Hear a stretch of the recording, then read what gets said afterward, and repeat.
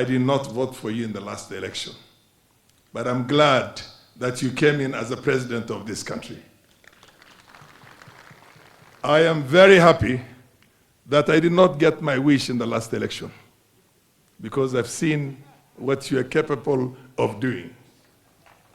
In line with my own, what Allah has said to us.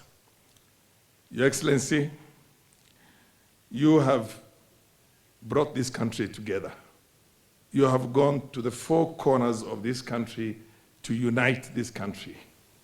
Please continue uniting this country. You have gone to the four corners of this world to create opportunities for Kenyans. Continue doing that. We are doing very well globally. Your Excellency, you have done so much for education, so much so that I have very little to worry about in my constituency. I have the resources and I'm able to take care of a lot of the needs of the young boys and girls in there. As I'm talking to you now, I have sent to universities not less than 100 students who are going to study medicine, both inside and outside the country, through the support of your own government here. You have put the right team together, the team of Machogu and Belior CS. They are doing a fantastic job. We don't even complain too much about the TSC. Before we used to complain, but now we have engaged one another and we're doing very well. Your Excellency, you took over the reins of this country when the economy of this country was in the ICU. Everybody knows that. Your predecessors literally robbed this country dry. Literally. Made the coffers of this country not only dry, but also put us into massive commitments, borrowed left, right, and center, and never used a lot of those resources for the development of this country. We have to call a spade a spade. That's a fact. Your Excellency, Kenyans have got to tighten their belts. If you want to get somewhere, you have to suffer a little bit.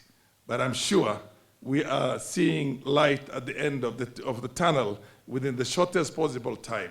Otherwise, we were going to default in the payment of our own international global financial obligations. And if that happens, God forbid, it is very bad. Everything was going to come down crashing. But we are able to execute that very well, and you have done a fantastic job in the manner in which you have done that. Your Excellency, there is talk of the judiciary. I've said this many times before. There's nowhere in the world we are not trying to reinvent the wheel again. These things have been done. Have you ever had a project in the USA where the court comes and says that the government cannot implement this? No. There is no democracy in the country where the executive, that's why it's called the independence of the three arms of the government, of the state. The role of the government is to execute and to govern and to allocate resources and to manage development without anybody coming in and interfering in that. The role of parliament is to make laws. And the role of the judiciary is to arbitrate what is brought to them, but which does not infringe on the independence of any of the other two arms of government. We have a rogue judiciary in the country right now. We need to get this right. I keep saying this all the time. We have to get right. Now you see the government allocates resources for this road, and the courts say, no, you can't allocate. There are orders. What kind of orders are those ones?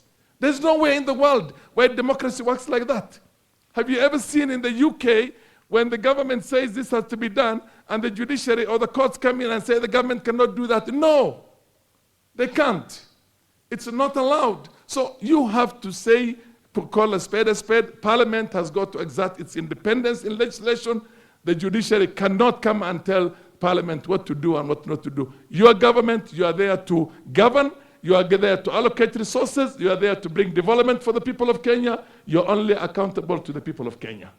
Nobody else. Nobody else. Your Excellency, thank you very much. You have reached out to us as the leadership from the North. We have had a meeting with you, more than 2 or 3 meetings with you now. And you are coming to our area and you have already initiated a lot of development. This is the first time in a very long time that we are seeing a president who cares about the 4 corners of this country. Mr. President, I congratulate you for that. You know that I'm not somebody who sings anything for psychophancy. I say facts the way they are. Kenyans know me for that.